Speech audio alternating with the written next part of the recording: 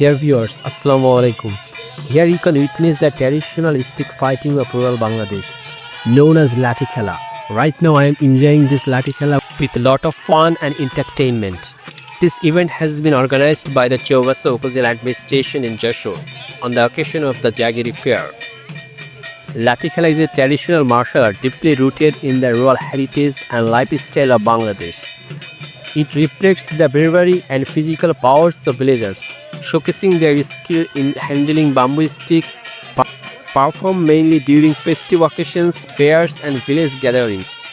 The game involves two opponents armed with bamboo sticks engaging in a mock battle. The participants, known as Lathials, demonstrate their expertise through choreographed moves and counterattacks, all accompanied by the rhythmic beats of traditional instruments.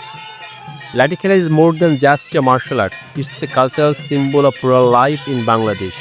For spectators, it offers a thrilling experience, creating an amazing atmosphere where tradition comes alive through artistry, rhythm, and the vibrant rural setting. If you come across such events around you, try to describe them in English. It will help you practice and improve your English speaking skills. Let's enjoy the thrilling Lati Khela.